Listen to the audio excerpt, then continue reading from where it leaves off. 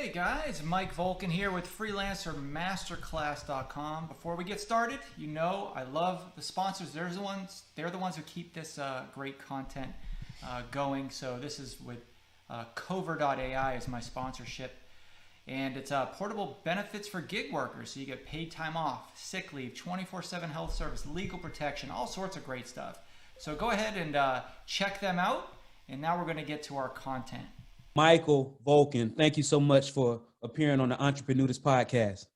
You bet. My pleasure. Thanks for having me.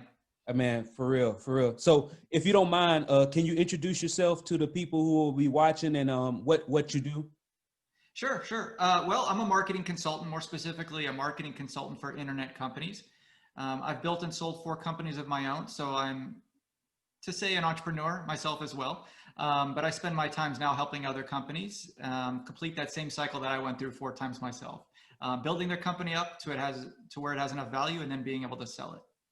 Oh, so when you say you built up 4 companies, does that mean you built and sold at least 3 of them, or you still are operating manager? No, I have built and completely exited 4 different companies, and I have a couple in the works right now that I'm starting up. Okay. So the first time that happened, was it because I'm assuming if you're like myself and most people, one of the things that probably never crossed your mind was even owning your own business. But once you got a business going, you got a brand going, you built some goodwill, were you always intending on selling it, or did that just happen by accident? No, it didn't. I didn't intend on selling it. I knew that was eventually the end of the road. There's 2 things that can happen to a business. Either you sell it or it just dissolves on its own merit. Unfortunately, literally thousands of companies do that every single day. They just dissolve on their own merit, even ones with lots and lots of value.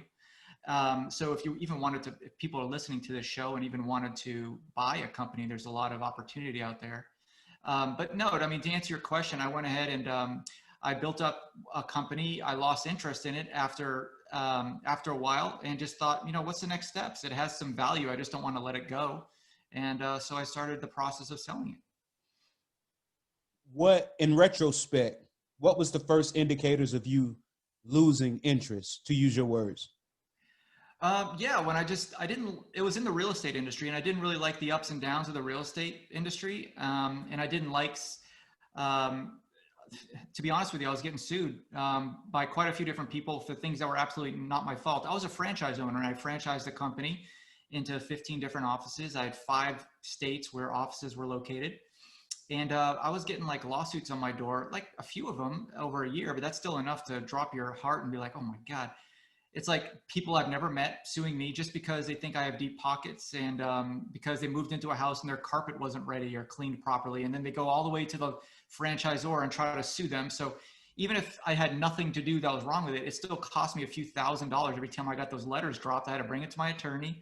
I had to contact their attorney. We had to write letters and do negotiations. I mean, that's, that on top of other stuff. I just realized the real estate industry was either lightning hot or ice cold. I didn't like owning a company that was like that. It just wasn't for my personality.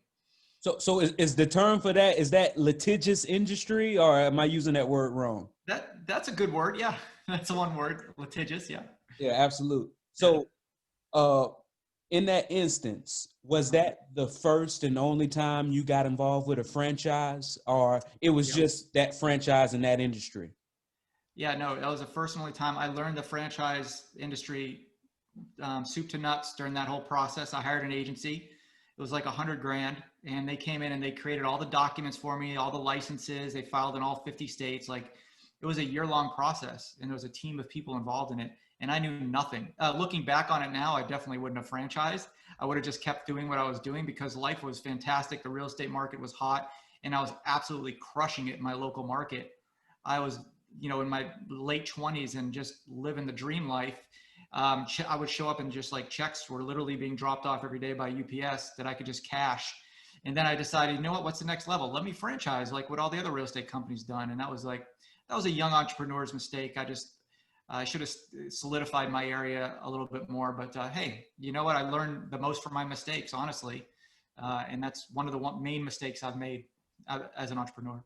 So, I mean, so you already said what one of the cons were of when I say con, I don't mean like a con, but I mean like one of the negatives of being with the franchise, which was people looking at you thinking you have deep pockets. Therefore, before even trying to negotiate with you on a person-to-person level, they're going to take it to the attorneys in a lot of instances. What are some of the pros that you observe with being a part of a franchise, Oh, that's a good and question. other people that you know in franchises? Yeah, good question. Franchising is all about processes, and I'm a processes guy. I love to set up things that are repeatable and scalable. So I really enjoyed that part of having somebody take over something that I've developed, a business model in a certain area, apply it to their model in the least amount of resistance as possible. Like they came to my location in Northern California for a week-long training. They were given a document, a manual document that they can follow. And then from that, they can spur their own business as easy as possible. These are brokers that have been in business for 20 something years and never really had anything great from a growth perspective. And they took on my quote unquote operations manual and training, and they made it their own, and they started growing a big company. That was really exciting to me to see that. Mm-hmm. So after you lost interest, and I was actually talking to somebody who's going into the franchise model, and they do have plans of hopefully going out. But one of the benefits that they saw, like you mentioned, that processes are already in place. Yeah. Usually is already good. Already the company already has goodwill. So people are going to come. It's kind of the same as when a moving company goes and buys the rights to a story, as opposed to writing the exact same story with different characters. People already have an emotional attachment to that brand. That's true. Yeah. I mean, from my perspective, owning a franchise was the next natural step. But for somebody who has been a business owner for a long time, especially in the real estate industry, you can be a great real estate agent, but know nothing about marketing, and you could not have a very much business at all because you don't know. It takes marketing to grow a company and sales. And a lot of people don't have that skill set. I do, but that's when a franchise is good, is when you need a program to follow in order to grow. You might be a specialist plumber, real estate agent, whatever, but you don't know much about marketing and sales. That's when a franchise would really help you out. Oh yeah, get paid while you learn, and Yeah, exactly. and learn while you get paid. All right, so Right. you learned your lesson, like you said, you learned your biggest lessons from your failures, which I do, and the successful people who I read say the same thing. Right after you learned that lesson about being a part of a franchise, what was the very next industry that you got into? Oh, good question. By the way, you got soft there in the last 15 seconds or so, your volume. Okay, I got too But I'll relaxed. answer that. You got me too relaxed. Yeah, you actually, yeah, I don't know if you hit something on your computer, but you're like half the volume you were before. But nonetheless, I'll answer your question. I did hear the question. It's about, what was the next industry I got into? It was a fitness industry. I was kind of a fitness buff. I kind of still am. But back in the day, when I was in my 20s, now I'm in my 40s, fitness was a big part of my life. And I had an idea for a product. I was in the airport a lot traveling. And I just had trouble in the hotels just working out at they had one treadmill and a set of dumbbells. And I was like, man, this is not good. So I developed a fitness product, and I wound up growing it to people in 20 different countries were buying it. Got really big, really fast from idea to exit, meaning from when I thought, hey, is this an idea for a product, to somebody sending me a 6-figure check to buy out the company, was 27 months. So it was a really good run for me. That was my fastest exit in my second company I sold. And the company's still alive today. It's stack52.com. One of my customers just wrote me and said, hey, I really love your product. Are you by any chance interested in selling? And I said, not really. I like it. It's a good business, and it's really easy. It was just like a side hustle. And he just made me an offer I couldn't refuse. And I was kind of already knee deep into another project anyway. So I'm like, great, this will give me a nice cash infusion to finish up this other company I was working with. And I heard you mention Stat 52. Now, I never heard of it, but you said it like it's a familiar word. What does Stack 52 do? Yeah, Stack 52 is a series of playing cards that you can take with you, and every card has a different exercise on it, and you can play different card games like Go Fish or War, and then you can play cards with yourself or with a group of people. And it was just a fun way to like throw down cards or do different exercises that were on the cards. And there was even a QR code that would show you the exercise on the card in a video format. So if you just wanted to wave your phone over the card, it'll show you how to do that exercise. So, a common way people would use a card is they would throw down 10 cards, and that would be their workout for the day. And every workout was completely different, just like every poker hand is different, right? So it was a completely new way to kind of work out and get that diversity that you need when you're working out while you're on the go, rather than just hopping on the treadmill or running in strange streets somewhere to try to get a workout.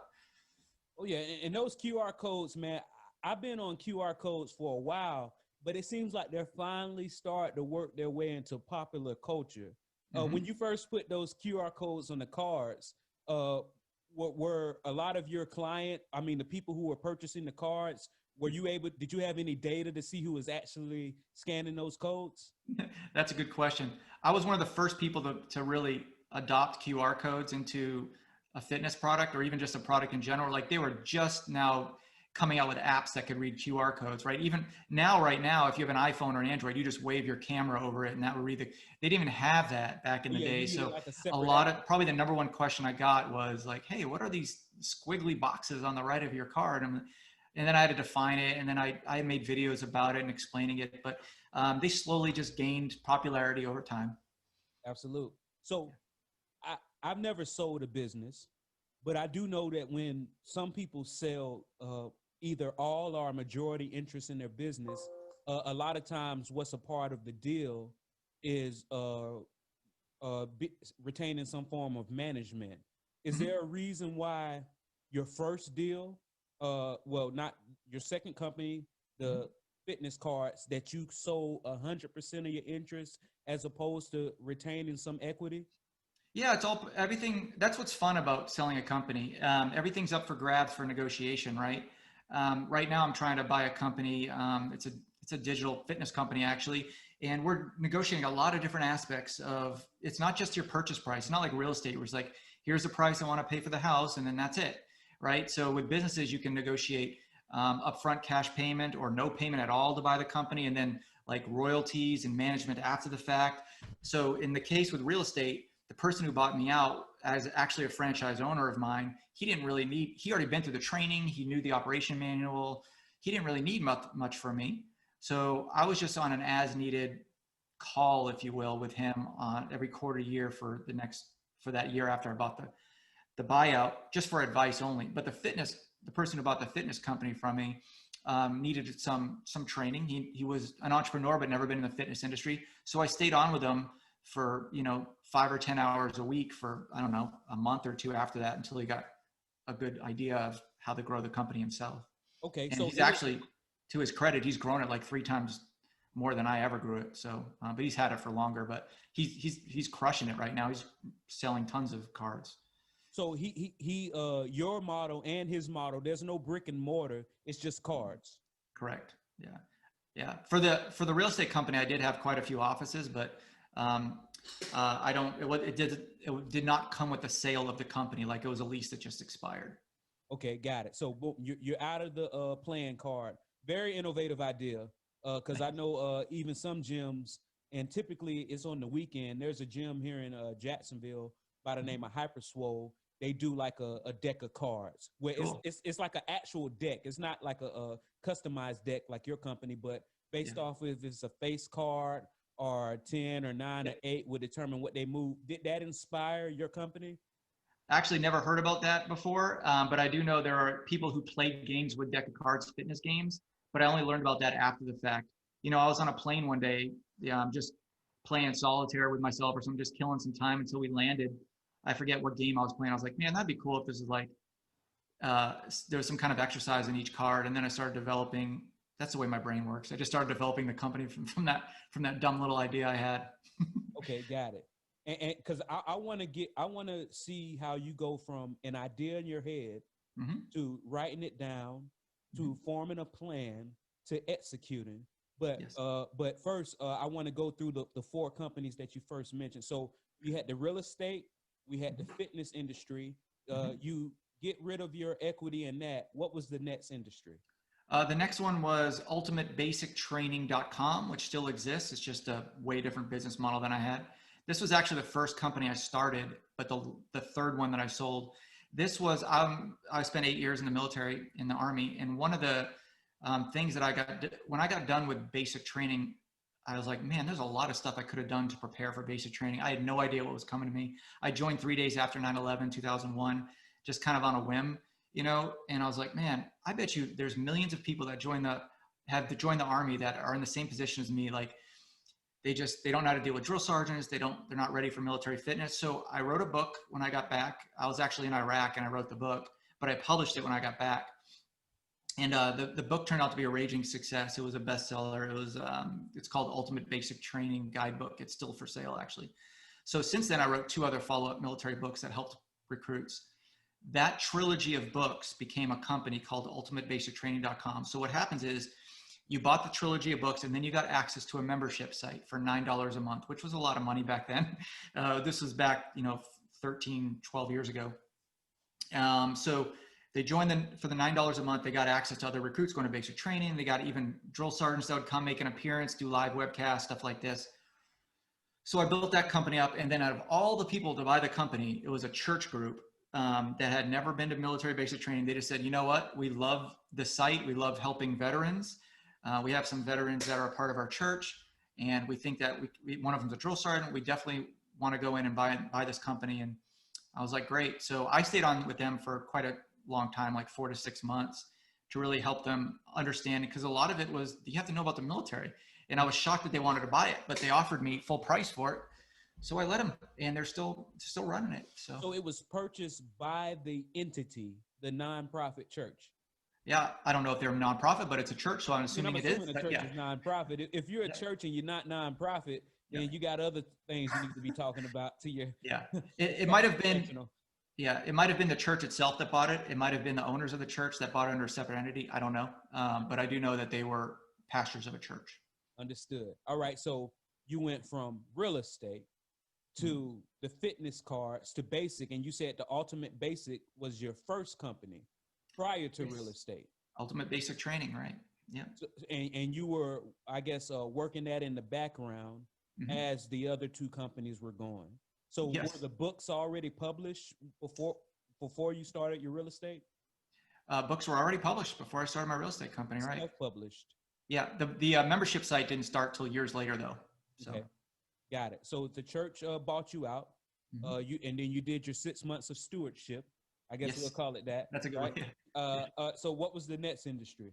Yeah, the last one I had sold, the most recent one, was tennisracket.me, which still exists, just not nearly in its form that I had when I owned it. But I'm a competitive tennis player. So again, the theory is here, like all my companies are just my passions in life. I noticed a pain point or a hole in whatever I'm trying to, accomplish. And then I fill that hole with a business that fills that need, right? So with tennis players, even competitive ones like myself, we have a really hard time picking out rackets because there's a lot of, even though it's just a stick in a little circle with some strings in it, there's a lot of idiosyncrasies to a racket that you have to know in order to really make it like a Harry Potter wand that when you hold it in your hand, it turns into magic. And you know that right one you're holding, right? Yeah. So this algorithm that I developed, you answer 10 questions. This website would ask you 10 questions. You answer them and it would search the internet for the best available racket on the market that would fit your game. So you answered 10 questions about your game. And then we sold ad space and did some affiliate, like people would buy rackets, through our results search. And then we'd get, 10% of the racket sale, that kind of stuff. So that was a little tchotchke business. It didn't make me much money. It made a couple thousand a month, probably at its prime. And then somebody went ahead and bought it out. So tchotchke, what is that? Little knick-knack. Okay. So what was one of the questions? Do you have opposable thumbs? I do, yes. So first question, do you have opposable thumbs? All right, now we know to put you in this section, which probably most people did. So, all right, so when you have an idea, have you noticed that you have the same process? Because everything starts as an idea first. I do. What's your process? How do you get it out of your head? And the first example of its tangible life, what is it when it comes out of your head? Good question. I love taking people through this process because there's so many people that could be great entrepreneurs out there. They go through the process of just getting a job and thinking that's, the way that it has to be, right? But you work for yourself. That is the best job in the world. So my process is I come up with ideas all the time. I even sleep with a notepad by my bed. Most of the time what I do though, is I just log it on my app.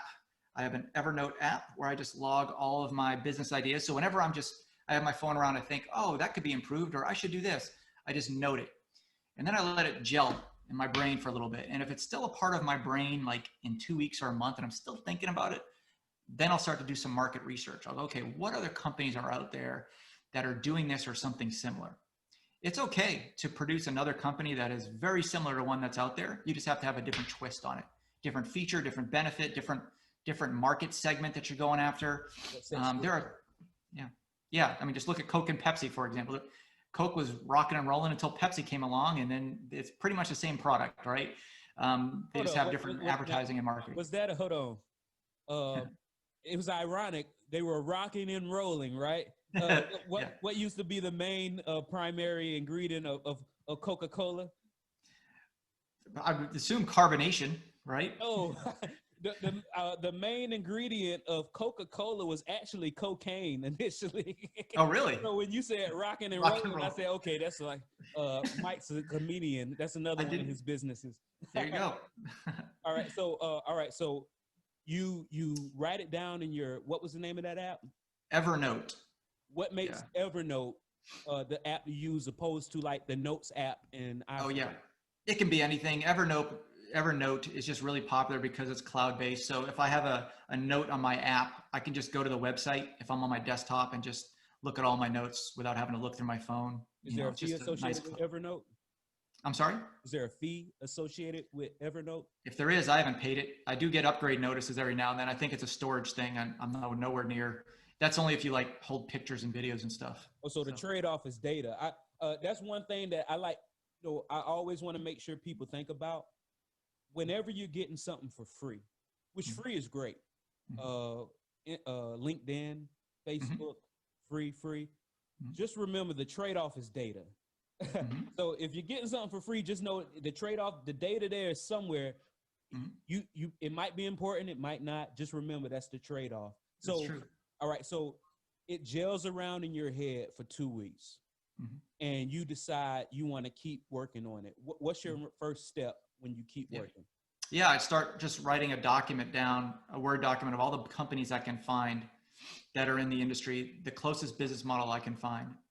And then I just chart their pros and cons. What would I do if I started a company that is like this company? What would I do if it wasn't like, what would I do differently, right? So once I have enough market research, I can do some of my own research from my end. Rather than looking outward and doing market research, I can look within myself and say, okay, what would it realistically take for me to start a company like this? How much money would I need? How much time would it take? Right?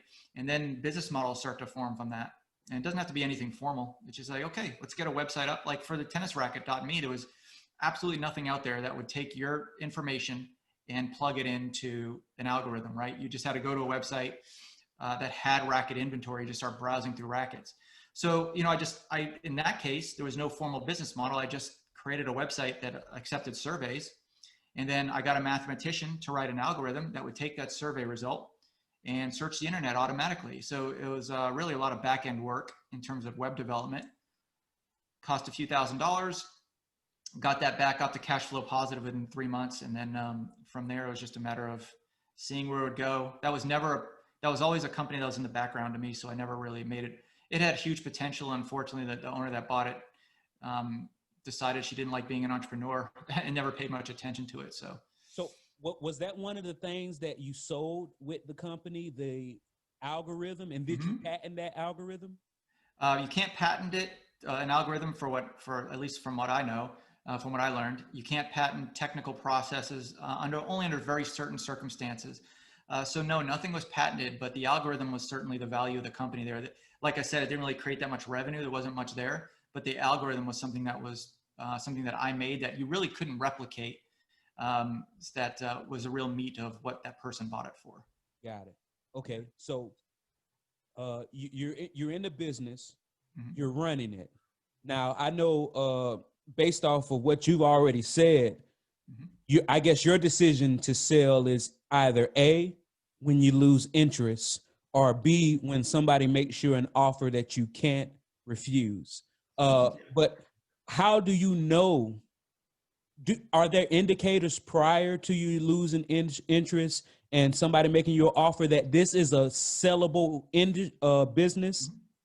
Yeah, I think anything's sellable really, except things that are in your name. Like I can't sell my consulting company because people hire me specifically to do the consulting, right? I can't just offshore that.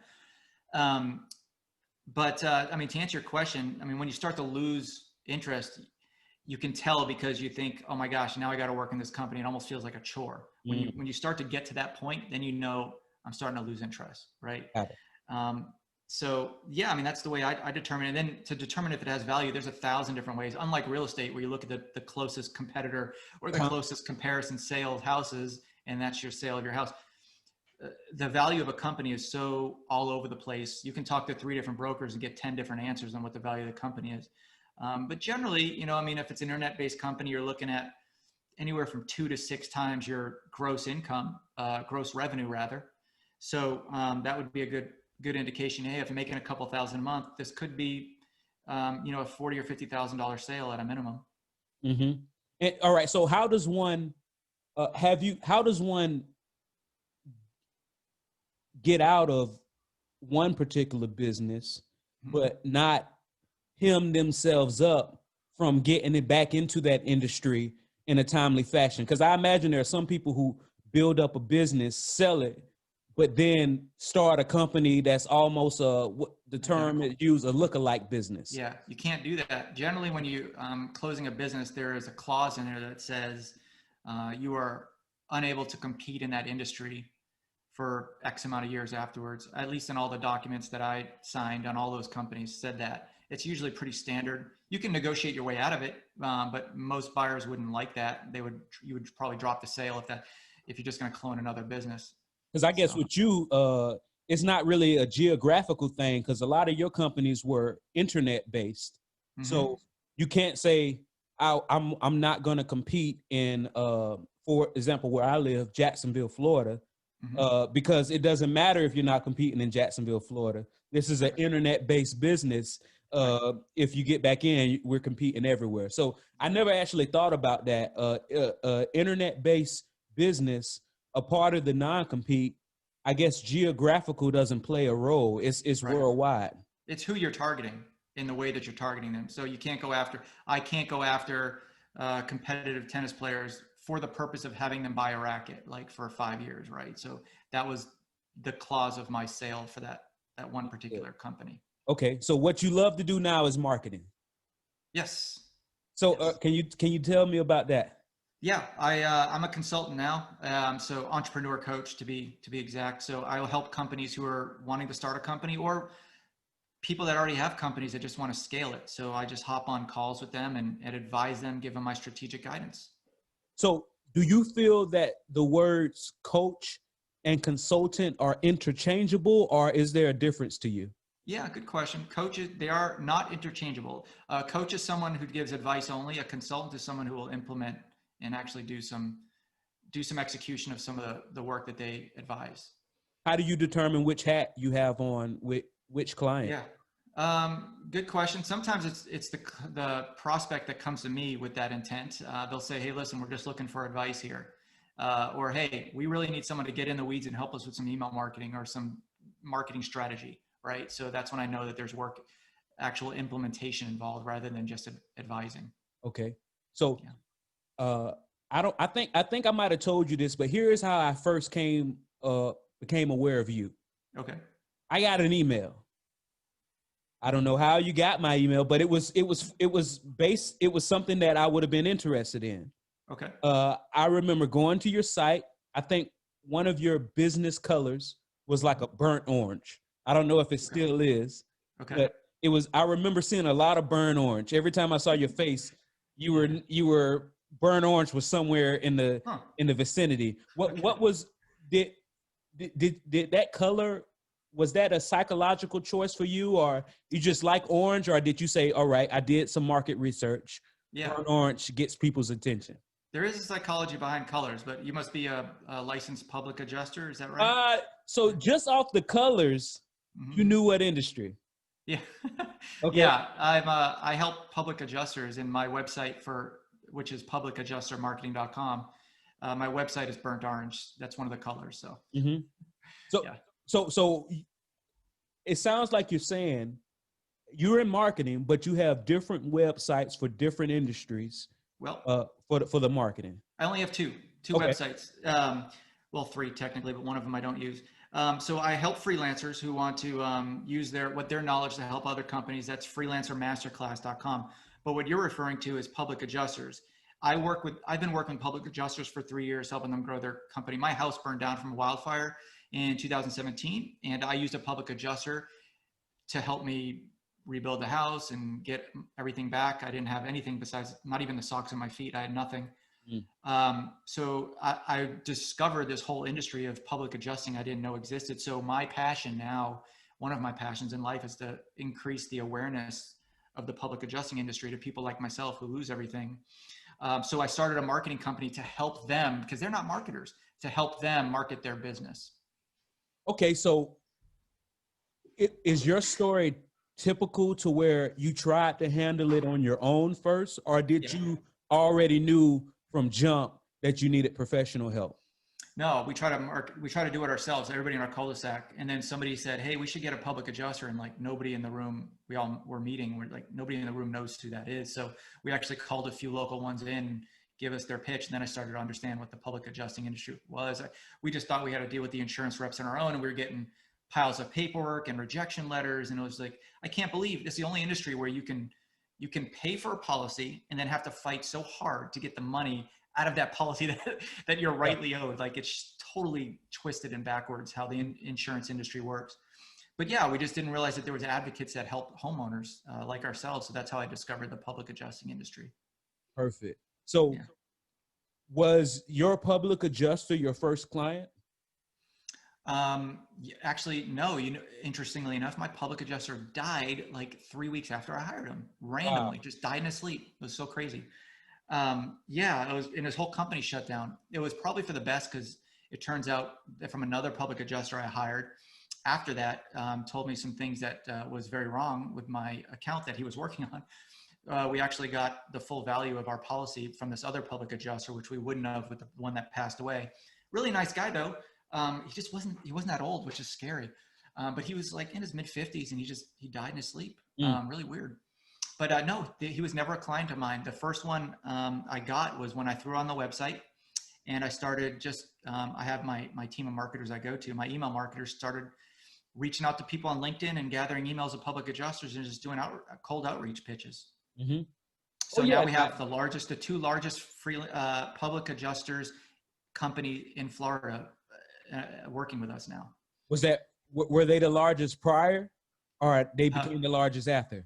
No, they were the largest prior, and now they're even larger than before. Nice. Yeah. So what is the marketing strategy for public adjusting pretty much the same marketing strategy for most industries? No, it's kind of a different animal. That's why, it took me a year or two to really get my arms around what makes a public adjuster company grow. Yeah, it's a different company. You have an education layer before you have a sign on the dotted line layer there. So you have to really educate people what they are, bring them into your funnel with like Google Ads or some other networking, tell them how they can help you, and then you get them. It's a nurturing process. It's not just like something hey, it's a camera, I'm going to buy it right now, click the button and the camera's delivered to you. It doesn't work like that with the public adjusting industry. So you introduced the term funnel. I'm with you being a marketing guy, I know what is it? Tofu, mofu, and bofu. Is that how it's pronounced? Yeah, you got it. All right. So based off what you're telling me, the public adjuster industry, people spend more time around the tofu. People don't spend any time around anything. Public adjusters just don't market. They rely on referrals. But yes, in order to find somebody, you really need to start with the TOFU, which stands for top of funnel marketing. And then middle of funnel is MOFU, and bottom of the funnel is BOFU. What's some examples of some top of funnel marketing strategies? Yeah, top of funnel would be Google ads, Facebook ads, anything that brings top level awareness from somebody who's never heard of you. Just they might have a problem or an issue that you can solve. And then how are you going to get in front of them? That's top of the funnel stuff. What's examples of middle of the funnel? Middle of the funnel would be a webinar, for example. That's part of the funnel that we'll do for public adjusters. So they might see a Google ad, top of the funnel, brings them into some kind of webinar, something that will help them solve their pain points, a webinar, an ebook, something along those lines. So the webinar and ebooks that you probably recommend to your clients, do you recommend that they go through and completely create a new webinar or just brand something that already exists? They need to create a new one. This is public adjusting it's a relationship game. Usually things in the B2B industry are relationship, any kind of, especially in the insurance industry. So you'd want to create one that specifically addresses your expertise and how you can help them with their problem. So middle of the funnel, what are examples of that? That is the webinar is the middle of the funnel example. Bottom. You mean bottom of the funnel? Yeah, absolutely. Email marketing. So once they get in your network, something that can, so the process here is tofu is like, they've never heard of you before. Mofu is like, okay, they're starting to understand who you are and what they can do, what you can do to help them. And then bottom of the funnel is like, okay, what do I need to do to sign on the dotted line? So it's usually email marketing is specifically designed to how I can solve your specific Joe Schmo's problem, right? It's not like a webinar where I'm speaking to a specific group of people. This is email marketing, how I can specifically help you. So the people who don't know the different parts of this funnel and the most effective ways to reach their target demographic, where have you found has been their biggest mistake or most common mistakes? Yeah, good question. It's definitely the top of the funnel. Google ads and Facebook ads are deceptively easy to start with and spend money with. But when I look into people's account, I'm like, oh my God, you are wasting thousands of dollars a month. You can have somebody full-time working on, you just wasted $5,000 last month. That's a salary of somebody, right? So I just found this public adjuster who, for those of you who don't know, public adjusters work only in homeowners insurance claims, right? So this public adjuster was bidding on auto insurance claims and all those other types of insurance that had nothing to do with him. So, and that's just one example. And that's very, very common because you go, a public adjuster will open an ads account and they'll say, okay, I want somebody who wants an insurance claim. And they'll type in the word insurance claim and then let it run and spend $2,000 or $5,000 a month. Oops, insurance claim. People need auto insurance claims and cracked windshields and, all this other stuff that just becomes really untargeted and a waste of money. Okay. So I just heard you mention, now, from my understanding, I know it's probably not as big as of margins, but at least in Florida, as public adjusters, we can represent people in auto property damage. Now, not bodily injury, no injury liability, but the bodily, the physical property damage of an auto. If we were so inclined, we could assist people. The margins aren't that great, of course. I know one thing that I like to bring attention to with my friends and family, because I haven't really run into people who I don't know, but in Florida, like some other states, there is the what's the word I'm looking for? Recoverable. Nah, man, I'm going to be mad at myself. But basically, what it is I'm going to explain the concept, and it's the term going to probably come to my head. But what it is when people are typically shopping for a car, they search what's called Carfax, right? They search the VIN, and if they see the same year, make, and model car, two different cars, the one deciding factor is going to be if one has been in an accident or not. And if one of them has been in an accident, that shopper is going to likely choose the one that has not been in an accident. And if they do choose the one that's been in an accident, they're going to use it as leverage to negotiate a much cheaper price. Let's say the accident was just a rear bumper or something that didn't affect the functionality. What a lot of people in Florida are able to do, but they don't know, if you're involved in an accident and you weren't at fault, you can actually get that loss in value. And for some reason, the word is escaping me. I don't know why, but that's something that people who are listening to this, because they're probably going to listen because I'm going to tag it since you specifically do public adjuster marketing. A lot of people don't know you can, in addition to the cost of what it would take to repair your car, you can get an additional check for that loss in value for you now having an accident on your record, which is amazing. All right. That is interesting. I didn't All know right. that. So, all right. Now that you're doing what you're doing now, now that you sold multiple companies, I know you said you're working on something in the background. Is that something that you're able to talk about now or not yet? Yeah, I mean, I'm working on public adjuster marketing, and I'm also working on Freelancer Masterclass. .com. My passion in life, I'm just trying to, now that I'm seasoned enough as an entrepreneur, I'm trying to align my passions with, my quote unquote legacy that I want to be known for. And it's really just breaking people out of the corporate rat race. And if they want to quit their job or want to work for themselves, like that's my passion. So I created publicadjustermarketing.com, which is it's not about quitting your corporate job, but it's about, being an entrepreneur, because all public adjusters are entrepreneurs. They work for themselves. You said public adjuster marketing. Were you talking about the Freelancer Master? Yeah. Okay. Yeah, I was what going was to that site again? transition into that. Yeah, the freelancer helps people quit their corporate job. Public adjusters, kind of along the same line, but you're already an entrepreneur at that point.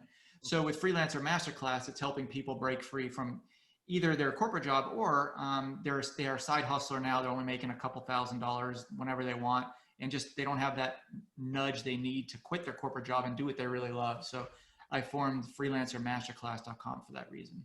Got it. So one last question. How often do you get the Spock references because of your last name? About twice a day, and you're the second one for the day. So go. All right. Hey, I want to thank you so much, Michael, for coming on and having this conversation with me. You are my first guest that I've simultaneously recording the interview segment of my podcast, the EntrepreNudist Podcast, and recording the video. Thank you so much. Thank you for being so responsive. One thing that I learned about people like you who, when I actually get to talk to them, their marketing is aligned with their actual person is you. And one thing about it is guys that I've come across that meet your criteria, you respond so fast. You seem so busy, but you respond so quickly. Yeah. How do you maintain that level of responsiveness? Yeah. And is there a reason for that? Yeah, I appreciate you saying that. Some of the best clients I have are responsive, and those are make some of the best entrepreneurs. If you're an entrepreneur out there or want to be an entrepreneur, one of the best things you can do to be very, very efficient, and I'm a big productivity hacker, is structure your day, live and die by your calendar. I check my emails when my calendar tells me to. I utilize the Pomodoro Technique when I work, which is, it's a work rest pattern. If you want, go to Google Chrome and get a Pomodoro timer and just really start structuring your day, because you'll find out you can get about as much done in one day that most people will take a week to do. Spell that, just learn Pomodoro. how to structure your day. Spell Pomodoro for the audience and for me. Pomodoro is Pomodoro or ARO. Sorry, let me just Google it myself because now I'm confusing myself. Pomodoro. It looks like it's Pomodoro. Yes, all O's, no A's. Got it. And you say it looks like that's a technique, but yes. I guess you're saying there are specific devices and apps that utilize that technique. Yeah, there's a few timers. There's a web-based timer. There's some Chrome extensions, but just I would suggest looking at a blog or a YouTube video. It takes about 2 minutes to understand what they are, and then try it for a day. It's surprisingly easy, and you'll be shocked at how much you can get done in a day. The ability for a human to multitask, that's a fallacy. You really can't multitask. What the human brain can do, and we can talk about this on another session, and my specialty is neuroplasticity, but your brain really can't multitask. What it can do is it can do one task, but it can also do another task subconsciously, like driving and, talking to someone. Driving is subconscious most of the time, and talking you need your brain for, right? So you really can't do two things at once. That's called task switching, and it's very inefficient. What Pomodoro Technique allows you to do is focus on one task for a brief amount of time. And if you're like going to the gym, you'll understand, like you do 10 reps of something, you wait 30 seconds, you do another 10 reps because your muscles have an exhausted period where it can't take anymore. So the Pomodoro technique is kind of like doing reps for your brain. You do very focused work for a few minutes, and then you take a break. Then you do very focused work for a little bit, take a bigger break, and so on and so forth. So over time, you can get super focused, and your breaks will get smaller, and you'll be shockingly efficient. Perfect. How can people find you and get in touch with you, Michael Volkin? Yep, MikeVolkin.com, MikeVolkin.com, or also SpockEars.com. No, I'm just kidding. No. No, SpockEars.com. Just go to MikeVolkin.com if you want to reach out to me. And I hate that I can't think of that term, but I hate it, man. It's driving me crazy. But it's some type of diminished value. There you go. I knew I would get it. But so the term is called diminished value. And folks, just so you know, that if you live in states like Florida, there is an extra, recovery for you, and that's the way you explain it. If your claims adjuster for your insurance carrier is telling you that what is diminished value, or they're trying to offer you the standard that they usually throw at you to get you to shut up is $200, but a lot of times it should be more than that. Just ask that person, what type of car do you drive? And let's say they say a 2004 Chevrolet pickup. Be like, well, when did you buy it? Oh, I bought it a couple of years ago. Did it have an accident? No. Would you buy one that had an accident? And watch them hesitate. All right, but thank you so much, Michael Volkin, for coming on the EntrepreNudist Podcast. Thank you for being so responsive, and I hope you have an amazing day and keep helping raise the awareness of public adjusters. I will. Thank you so much for having me. It's been fun. Talk Absolutely. to you later. All right, bye.